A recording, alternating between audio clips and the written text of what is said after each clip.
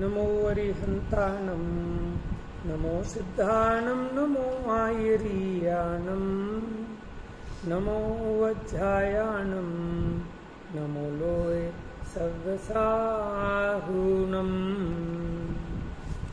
सिद्धं शुद्धं प्रणम्य जनिन्दवर्णेमि चन्दमकलङ्कम्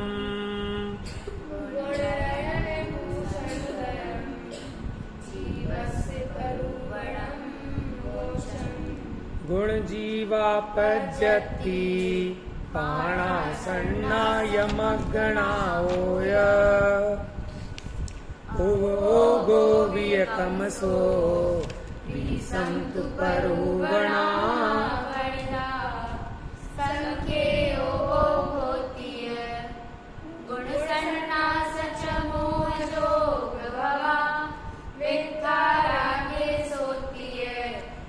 गणसन्नासतं भवा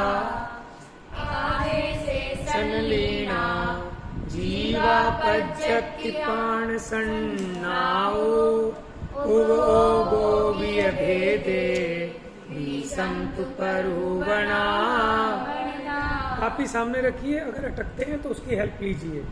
खुली होनी चाहिए, सबके सामने गाथा है। नहीं लिखी हुई अपने कॉपी में? इंद्रिय कायलीना जीवापज्यति आणभासमणो जोगे काउराणे अक्खागदिमग्गणे मायालोहेरदिपो वाहारं कोहमाणगं हि भयं वेदे मे हुणसन्ना परिग्रहे सन्ना सागारोवजोगो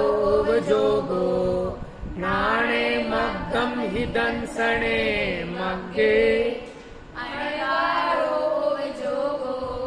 लीनोत्तिजिणे हिणे दिक्षं जेहिंदुलक्षिजन्ते उदयालिषु संभवे हि भावे हिम् जीवा के गुण सन्ना।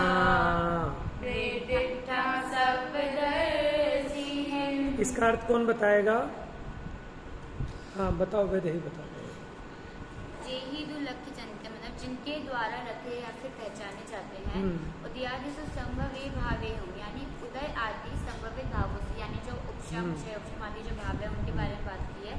ये भाव किसके होते हैं? तो वो नीचे वाली लाइन में बताते हैं कि जीव के जो भाव होते हैं, जीवा के गुण स्थान, यानी जीव के जो भाव होते हैं उसी को गुण स्थान कहते हैं। दिठ्ठम सर्वदर्शी है, यानी ये कहा गया है किसके द्वारा? सर्वदर्शी यानी सर्वज्ञ के द्वारा कहा गया। समझ में आया अदिति?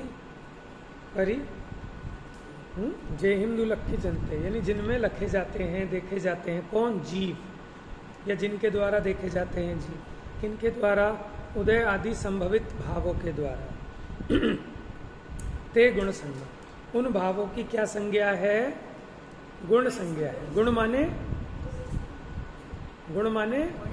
गुणस्थान। निर्दिष्टा सर्वदर्शी, ये ऐसा किसने निर्दिष्ट किया है? सर्वदर्शी ने। सर्वदर्शी जो है वो सर्वज्ञ होते ही हैं, ठीक है। यानी अब यहाँ ये बताओ, यहाँ गुणस्थान किसको कहा? गुणस्थान किसको कहा? बताओ अदिति, बताओ। आप अपने आप अपनी समझ से बताओ। अब जरा आपको क्या समझ में आया? सिंपल सी बात सुनो जरा इधर।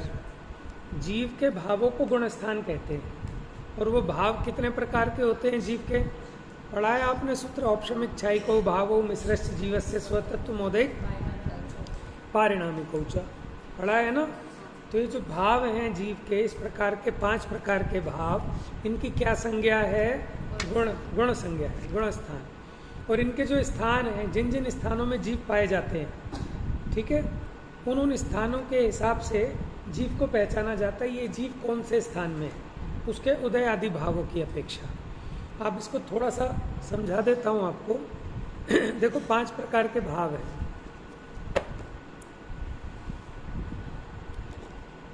देखो थोड़ा सा ना आप इंटरेस्ट पैदा करोगे। पेन है जबकि तेरे पास है ना? पाउच नहीं लाई आज? मुझे नहीं लगता रहा है आपके पास भी नहीं है पेन?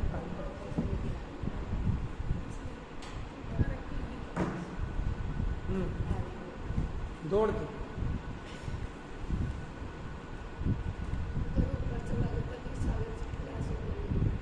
अच्छा अच्छा, कोई बात। तो देखो अब उदय उपशम क्षय क्षय उपशम, ये होता है कर्म का। किसका? कर्म का। या तो उदय होगा या उपशम होगा या क्षय होगा या क्षय उपशम होगा। ठीक है, अब इसको समझते हैं। उदय क्या होता है? आप समझते हैं उदय किसे कहते हैं? माने उदय क्या है? मतलब वो जो कर्म बंधे हैं, हाँ वो उदय में आना और फिर फल देना। हाँ, अब देखो समझ लो। देखो जैसे अभी हम लिखते हैं उदय उपशम क्षय।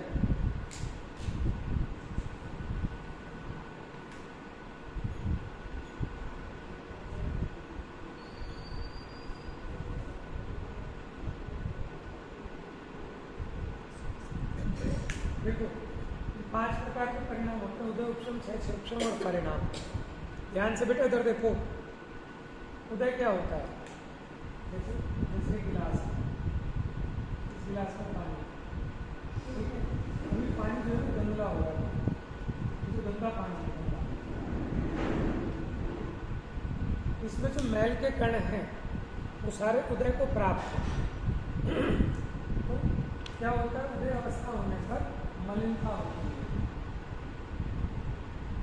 जैसे एक गिलास है, पानी है, उसके अंदर कीचड़ भी है, मैल है, और वो सारा उदय को प्राप्त है, तो पानी पी नहीं सकते आप। देखो उदाहरण से भी समझना। उदय हो गया। उपशम क्या होगा? अब आपने इसके अंदर डाल दिए फिटकरी। क्या डाल दी? जब आपने फिटकरी डाल दी तो क्या होगा? वो सारा जो मैल है नीचे जम जाएगा। ठीक है, सारा मैल। एक दिन एक्सपेरिमेंट करके देखा था, साबुन का पानी घोला हमने जग में, उसमें फिटकरी डाली, ऊपर का पानी साफ हो गया, और वो जितना मैल था ना साबुन का, वो सारा का सारा नीचे बैठ गया। उसके पीछे साइंस क्या है? वो गंदगी और उसके कारण उसके कण भारी हो जाते हैं, भारी होने के कारण नीचे बैठ जाते हैं। भारी चीज़ नीचे बैठ जाती है ना, तो वो नीचे बैठ जाते हैं। याद है? तो वो क्या हो गया? उपशम हो गया। उपशम मैंने क्या हो गया? दब जाना, यानी दबना। जैसे इसमें नीचे बैठ गया। अब ऊपर ऊपर जल निर्मल है, क्या हो गया? जल निर्मल हो गया। इसमें भी क्या हुआ? निर्मल हो गया। लेकिन अभी उपशम है ना, अगर इस गिलास को कोई ऐसे हिला दे, क्या होगा? फिर दोबारा गंदगी ऊपर आ जाएगी। इसलिए अब हमें क्या समझदारी करनी चाहिए? अब हमें एक काम करना चाहिए, जो साफ पानी है इसको निथार लेना चाहिए किसी दूसरे बर्तन में। उससे क्या होगा कि अब कितना भी हिलाना, अब वो मैल आएगा ही। क्यों? क्योंकि उसको आपने हटा दिया। अब इसको पूरी तरह बाहर निकाल दिया आपने, ये है ही नहीं अच्छा। तो ये क्या हो गया? पूर्ण निर्मल हो गया। अब इसमें उपशमन नहीं है, जो गंदगी थी वो हमने निकाल के बाहर कर दिया, इसको बोलेंगे क्षय कर दिया। ये एग्जाम्पल है सिर्फ। उदय उपशम क्षय क्षय उपशम। अब क्षय उपशम क्या होगा? ऐसे मुझे क्षय उपशम में यहाँ पे लेना चाहिए था, या इसके बीच में लेना चाहिए, इसमें हेड कर।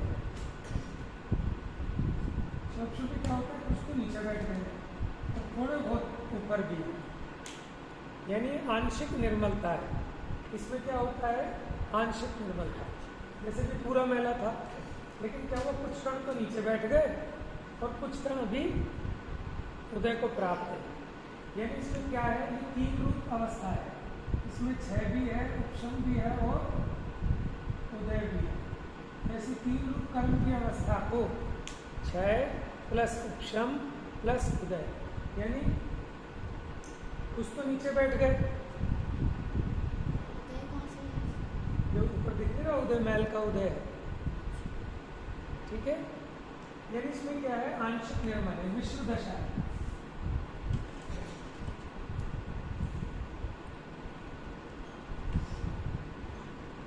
आंशिक निर्मलता होती है इसमें।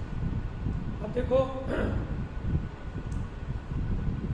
उदय में पूरा मैला है, ठीक है, निर्मलता का पूरा घात कर दिया उदय। क्षयोक्षम में क्या हुआ कि कुछ निर्मलता है और कुछ मलिनता है, यानी मिश्र दशा है एक तरह से, समझ रहे। क्षयोक्षम में कैसा है, मिश्र दशा है। उपशम में क्या हुआ, निर्मल हो गया लेकिन अभी बाहर नहीं निकली गंदगी, दब गई है कुछ टाइम के लिए, उसको कहते हैं उपशम। उपशम मैंने होता है शांत हो जाए, ठीक है। लेकिन अगर ये हिलेगा तो क्या होगा, फिर से मैल ऊपर आ जाएगा, और जब हमने इसमें से गंदगी निकाल के बाहर डाल दी तो क्या हो गया, क्षय। अब ये तो मोटा उदाहरण था ताकि आपको थोड़े से शब्दों को आप याद रख सकें। ज्ञान हमारा समझ में बेटा। देखो जिस गिलास में पूरा मैला कीचड़ है उसे क्या कहेंगे, उदय कहेंगे, उपशम, क्षय उपशम क्या कहेंगे, उदय। लेकिन अब थोड़ा मैल नीचे बैठ गया और हल्का फुल्का मैल है, जरा जरा सा बस, क्या कहेंगे, क्षयोपशम। कह रहे थोड़ा नीचे बैठ गया, मैक्सिमम तो नीचे बैठ गया लेकिन अभी थोड़ा सा ऊपर भी है, तो मुझे दूसरे नंबर पे लिखना चाहिए था एक, है ना। क्या नाम याद रहेगा, क्या कि आंशिक निर्मलता है, थोड़ी गंदगी, उसका उपशम हो गया लेकिन अभी कुछ उदय में भी है, तो वो क्या कहलाता है, क्षयोपशम। वैसे इसका पूरा अगर नाम देखें तो हम ये कह सकते हैं क्षयोपशमोदय, क्षयोपशम प्लस उदय यानी क्षयोपशमोदय। अब क्षय कैसे है, क्षय किसको कहना, उदय का अभाव। जो नीचे बैठ गए हैं ना कण, उनका उपशम है और उनका क्षय इसलिए कह रहे हैं कि वो उदय को प्राप्त नहीं है, इसलिए उसको क्षय भी कह रहे हैं। और थोड़ा थोड़ा उदय है, इसको कहेंगे आंशिक निर्मलता, तो क्षयोपशम। उपशम में क्या था, पूरी तरह नीचे दब गए थे, और क्षय में क्या हुआ कि पूरे निकाल के बाहर फेंक दिए, अब कभी भी उदय नहीं आ सकता। तो पूर्ण निर्मल कौन सी दशा है, क्षय। तो ये तो कर्मों में होता है, उदय, उपशम, क्षय, क्षयोपशम किस में होता है, कर्मों में। ये कर्म की दशाएं, इसके परिणाम थे कर्म की दशा। लेकिन अब आप एक बात बताओ, मैंने तो मैल के बारे में हमने देखा, ये मैल की बात हमने जब कहा उदय है, उपशम है, क्षय है, क्षयोपशम है, किसका, मैल का। ये उदय किसका, मैल का। लेकिन अब जल की बात कर लें, किसकी बात करें, जब ये मैल उदय को प्राप्त था तो जल भी कैसा था, मैला था, और जब मैल का क्षय हो गया तो जल कैसा हो गया, प्योर हो गया, निर्मल हो गया। तो दो चीजें हैं, एक तो मैल है और एक जल है।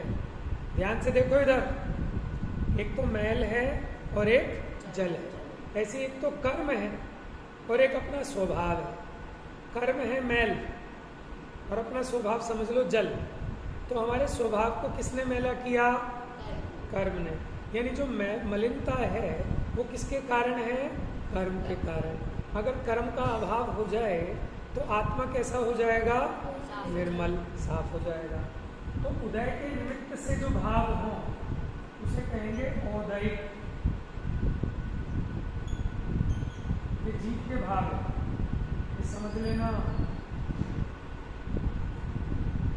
ये निमित्त है। इधर ध्यान से देखो, उदय के निमित्त से जो भाव हुआ वो क्या कहलाएगा, औदयिक। उपशम के निमित्त से जो हुआ औपशमिक। अंतर समझ में आ रहा है, माने इसके निमित्त से हुआ, क्षय के निमित्त से हुआ उसे क्या बोलेंगे, क्षयिक। क्षयोपशम के निमित्त से हुआ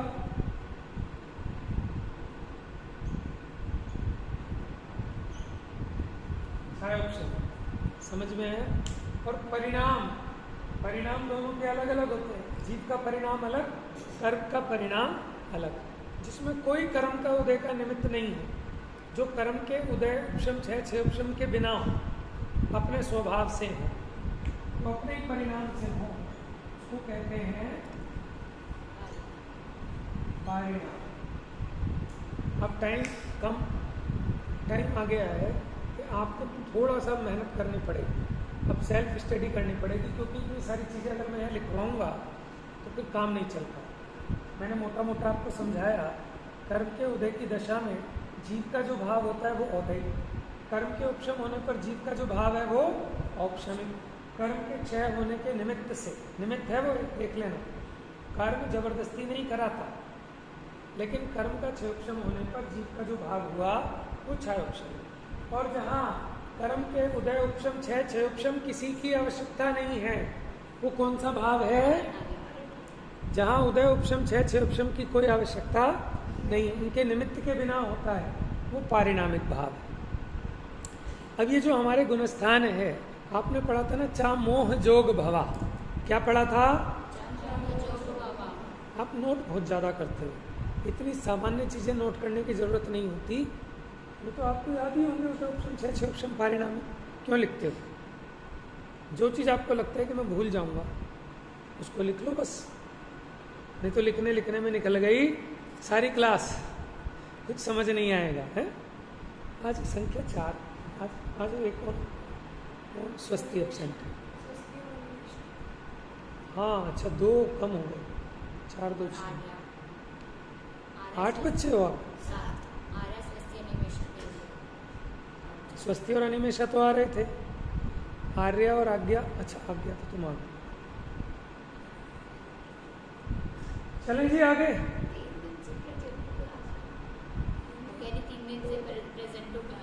हाँ नहीं, वो जब 2 बच्चे एब्सेंट हुए थे ना, तो मैं उसी के हिसाब से काउंट कर रहा था। पहले आज्ञा और आर्य एब्सेंट हुए थे ना। 3 हो गया। हाँ 3। हाँ जी बता दें। हाँ जी, ये जो गुणस्थान उत्पन्न होते हैं कैसे होते हैं? मोह और योग के निमित्त से। यानी हम मोह का देखेंगे, किसमें मोह का उदय है, किसमें उपशम है, किसमें क्षय है, किसमें क्षयोपशम है। ठीक है, उस अपेक्षा गुणस्थान बनेंगे। ठीक है, थोड़ा थोड़ा समझाएंगे, अब आगे बढ़ते हैं अगली बात।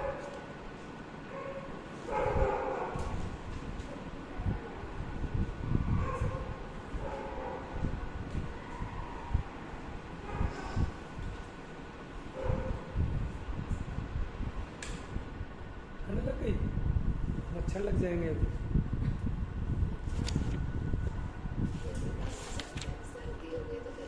गला भी खराब हो गया। एसी तो नहीं चलाते?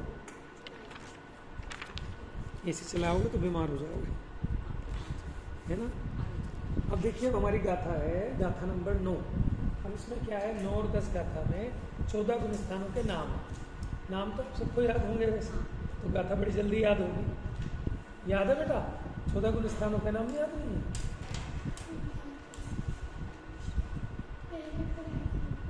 हाँ, ज्ञानम को याद है 14 गुणस्थानों के नाम।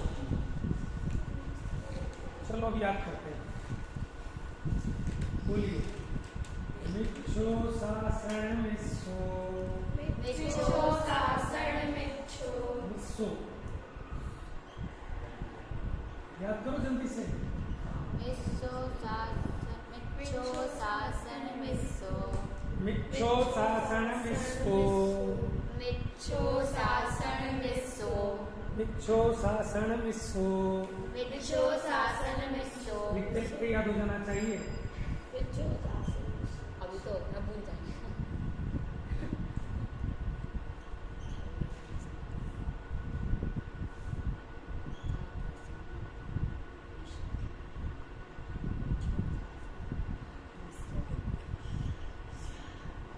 अविरद सम्मो यदेश विरदोया, अविरदो सम्मो अविरदो नहीं, अविरद सम्मो यदेश विरदोया, अविरद सम्मो यदेश विरदोया।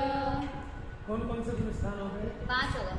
मिथ्या साधन साधन, पहला गुणस्थान, दूसरा साधन, तीसरा तीसरा मिश्र, चौथा अविरत सम्यक, चौथा अविरत सम्यक। गाथा याद करो आप लोग। पांचवा देश विरत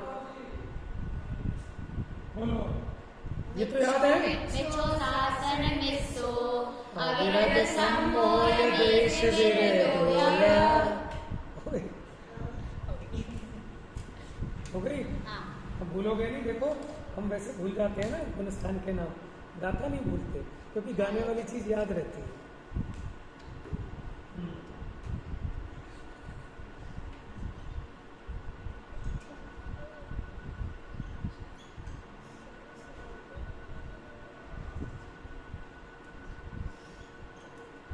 विरदापमत्त इधरो, विरदापमत्त इधरो, विरदापमत्त इधरो, विरदापमत्त इधरो। विरदापमत्त यानी प्रमत्त विरद, इसी को प्रमत्त संयम भी कहते हैं। इधरों का मतलब क्या होता है? उसका दूसरा, अदर। तो प्रमत्त विरद से दूसरा क्या हो जाएगा? आप।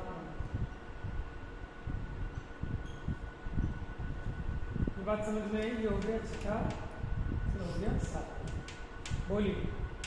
मिच्छो शासन मिस्सो, मिच्छो शासन मिस्सो, अविरद सम्मोय देश विरदोया, अविरत सम्मोय देश विरदोया, विरदापमत्त इधरो, विरदापमत्त इधरो। अपूर्व अणियट्ठी, अणियट्ठी सुहुमोय,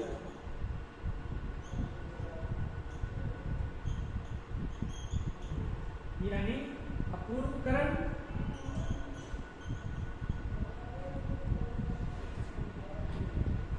8वें नंबर का गुण स्थान अनिवृत्तिकरण,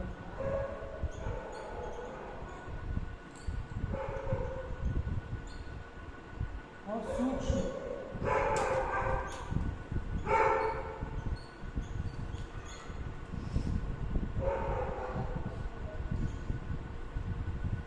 देखो भाई 10 गुण स्थानों के नाम बताए इसमें।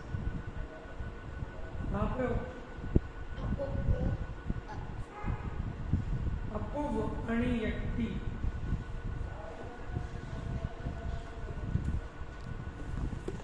गुण स्थानों का ही तो करना है आपको अच्छे से।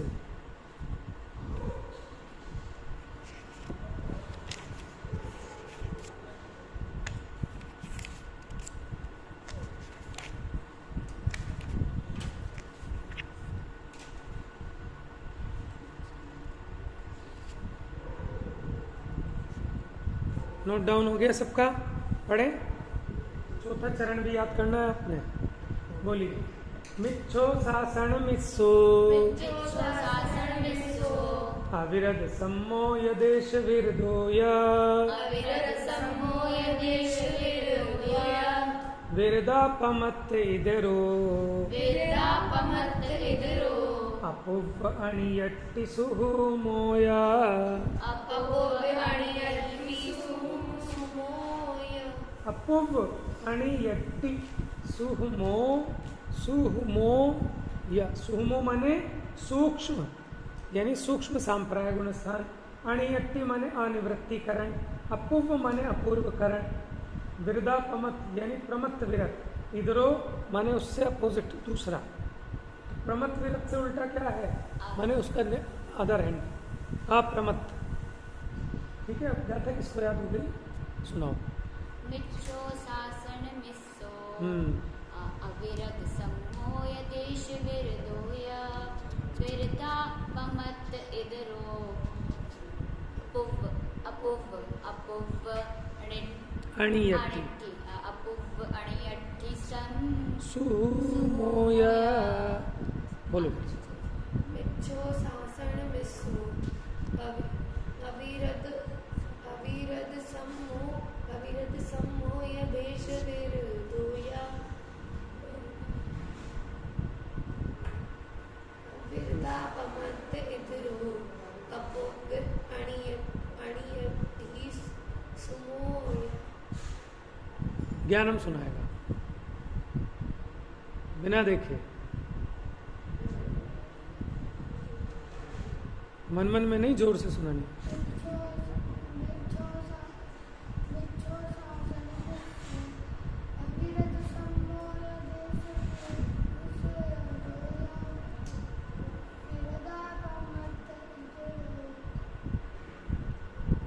अपुव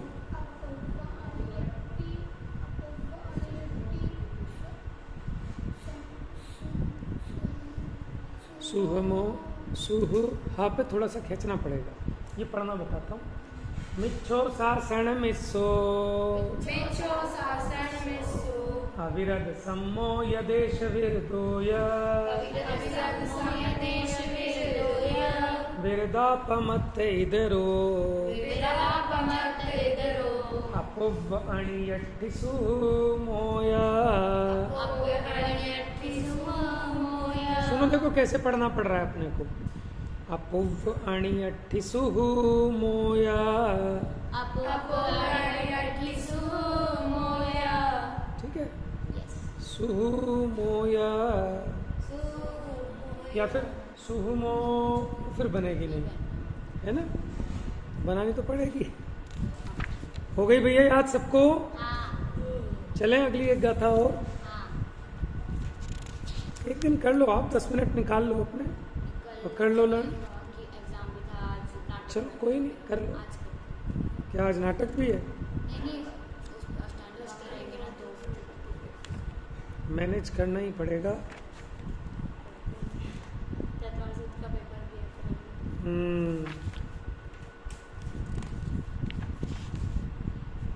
इसीलिए तो टाइट नहीं कर रहा हूँ मैं आपको, नहीं तो यहीं खड़े करवा के याद कराऊंगा बिल्कुल। फिर क्या हो जाती है ना, वैसे रिवाइज नहीं होता ना तो फिर भूल जाते, नहीं तो हो तो जाते हैं याद। नहीं देखो, मैं अपनी तरफ से मैं तो याद करा देता हूँ एक बार, हाँ अब उसको याद रखना वो तुम्हारी जिम्मेदारी है। ठीक है, मैंने अपनी ड्यूटी पूरी की है, अब आप तो करो। चलिए क्या था वो?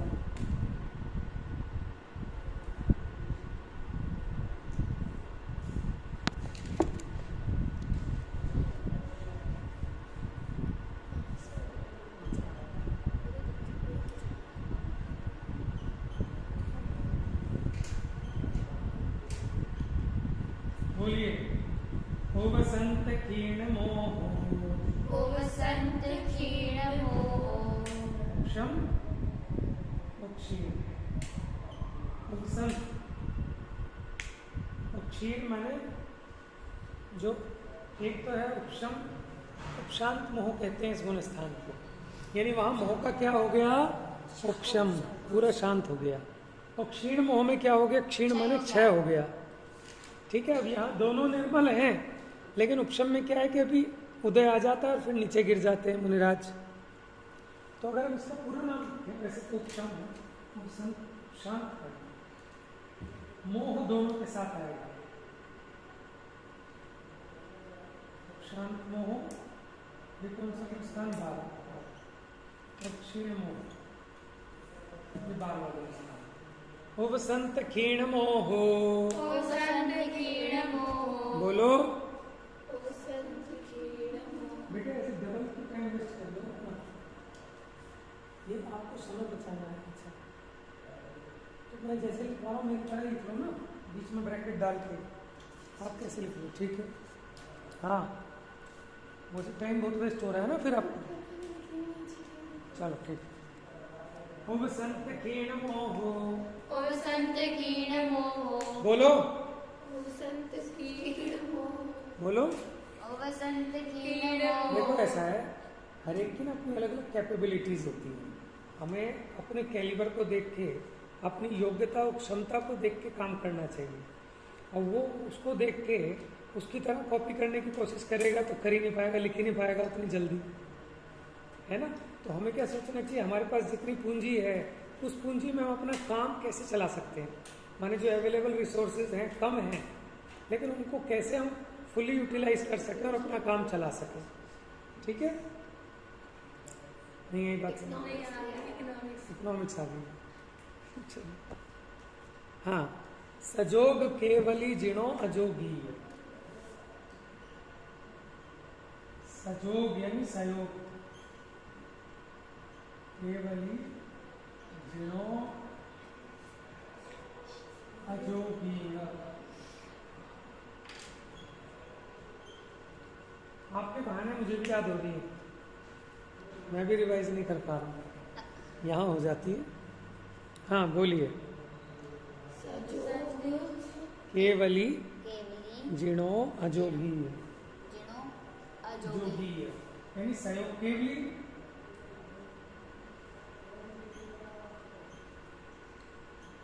और देखो पूरा नाम क्या, सहयोग केवली जिन, ये है पूरा गुणस्थान का नाम। हाँ, और अयोग केवली जिन।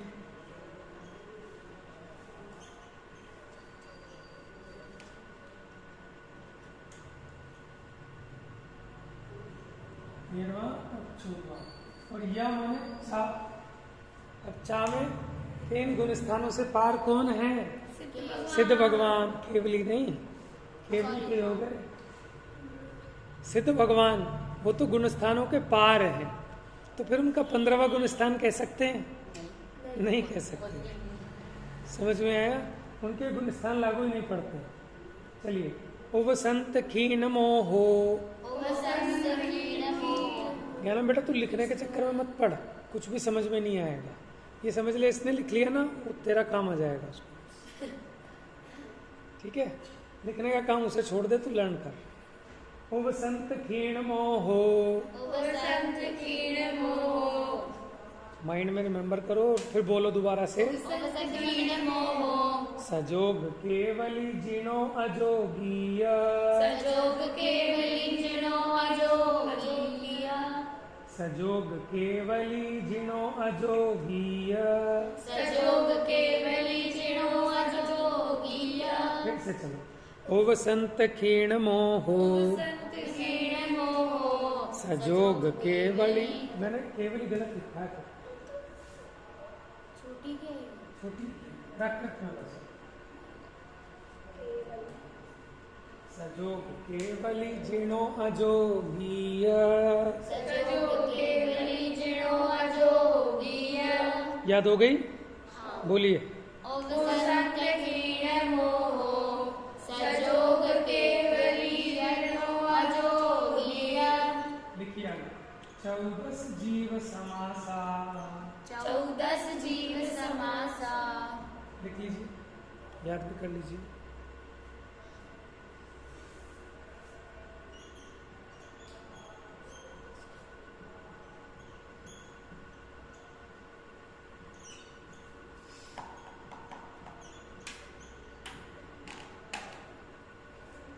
कमेण सिद्धाय नादव्वा, कमेण सिद्धाय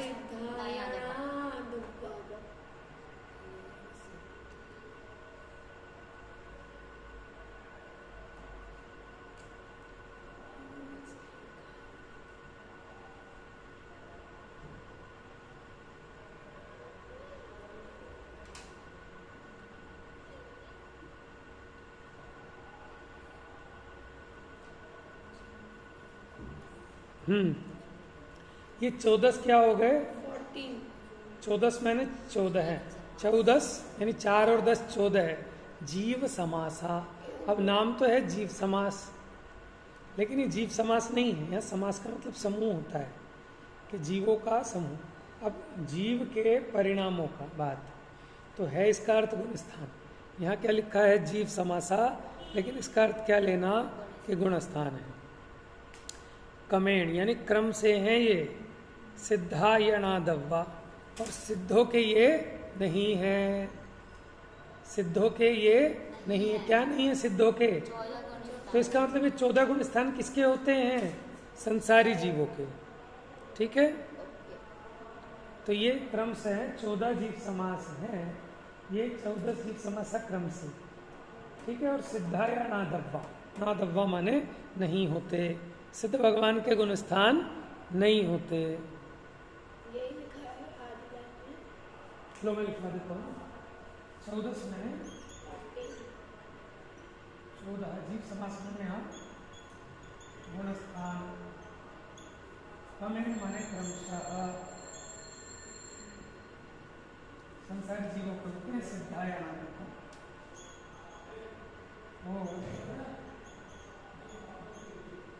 सिद्ध इनसे रहित नहीं।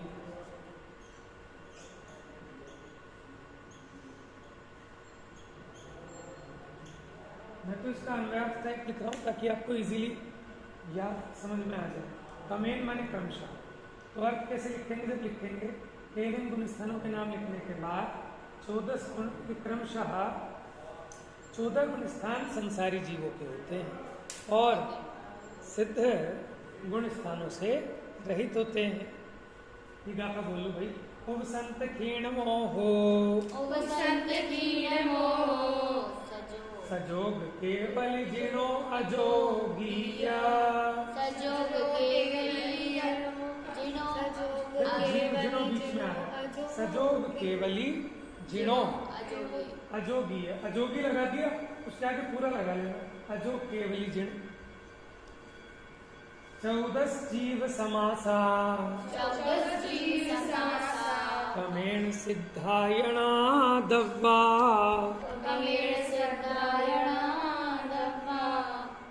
मिटा दूं? अब एक छोटी सी बात और बता दूं आपको। जैसे जिना आया, जिना शब्द आया ना यहाँ पर, ठीक है, यहाँ आया, लेकिन देखो 3 तरह के दीपक होते हैं। आदि दीपक यानी जो चौखट के शुरू में रखा, लेकिन उसकी टॉर्च लाइट आगे तक जाती है, आदि दीपक। एक होता है मध्य दीपक, रखा तो बीच में है, ठीक है, लेकिन इसकी लाइट यहाँ भी जाएगी और यहाँ भी जाएगी। बात समझ में आ रही है? आदि माने शुरू में रखा है, लेकिन लाइट आगे तक, ठीक है, आगे तक नहीं, एक्चुअली उसके पहले जो कुछ भी आगे बढ़ रहे हैं ना, इस दिशा में जा रहे हैं, हम इस दिशा में जा रहे हैं, तो ये सबसे प्रारंभ में है, तो इसके पहले जहाँ है वहां तक इसकी लाइट जाएगी, तो वो कहलाता है आदि दीपक। नहीं है बस, आदि माने शुरू में रखा और उसके देखो, जैसे ये प्रमथ विरत है ना, अनुष्ठान है, और इसके पहले देश विरत है। ये जो देश विरत है, अब ये विरत यहाँ स्टार्ट हुआ, यहाँ पे आया है पहली बार, लेकिन ये इसके ऊपर के जितने भी होंगे इसके आगे के, इसका प्रकाश सब में है। यानी 5वें गुण, 6ठे गुण स्थान से 5वें गुण स्थान से आगे के जितने भी हैं वो सबके सब विरध हैं, लेकिन अब सब में विरत विरत लगाने की जरूरत नहीं है, ठीक है। जैसे और देखो, जैसे अपना आया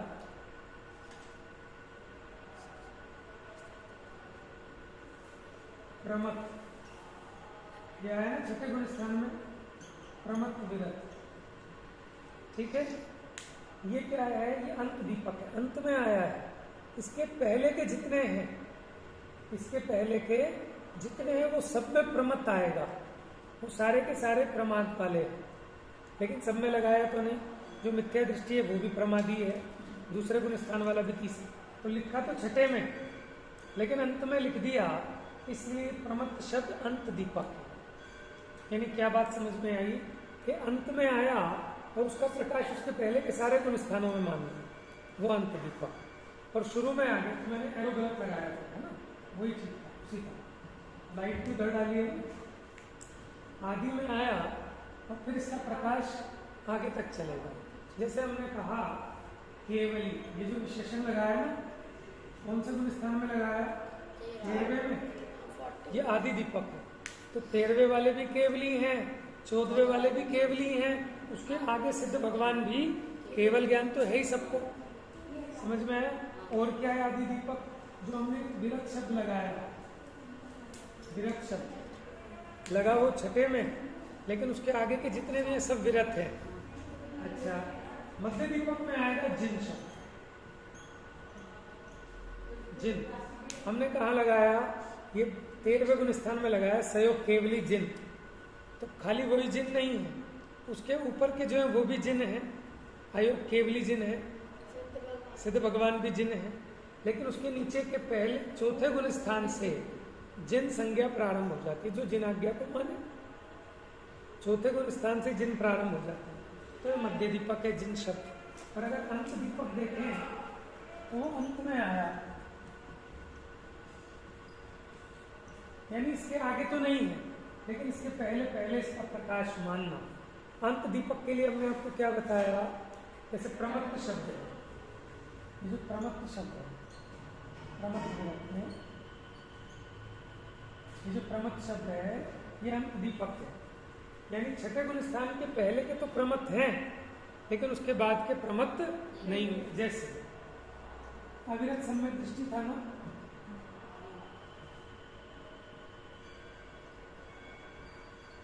तो उसका जो अविरत शब्द है ये अंत दीपक है, बस अंत हो गया, इसके बाद कोई अविरत नहीं होगा, फिर तो देश विरत होंगे, विरत होंगे। तो चौथे गुण स्थान से पहले गुण स्थान वाला भी अविरति है, दूसरे गुण स्थान वाला भी अविरति, तीसरे वाला भी चौथे वाला, तो ये अंत दीपक है। लेकिन अविरत में जो सम्यक तो आया वो आदि दीपक में जाएगा। क्यों? क्योंकि चौथे गुण स्थान में तो लिखा हमने सम्यक, क्योंकि पांचवे वाला सम्यक दृष्टि नहीं है, छठे वाला नहीं है, सातवें वाला नहीं है, समझ में है? तो ये सम्यक तो शब्द जो आया अविरत सम्यक में ये आदि दीपक है, यानी यहाँ लगा और इसके आगे सब में मानना है इसको, ठीक है। अब उतना तो लिख नहीं सकते, तो जो क्वालिटी यहाँ चालू हुई वो उससे आगे तो रहेगी। तो आदि दीपक, मध्य दीपक, अंत दीपक, ठीक है, ये चर्चा भी इसमें आएगी। जा वाणी के ज्ञान से सूझे लो कालो, सो वाणी मस्तक नमो सदा देत हूँ धो।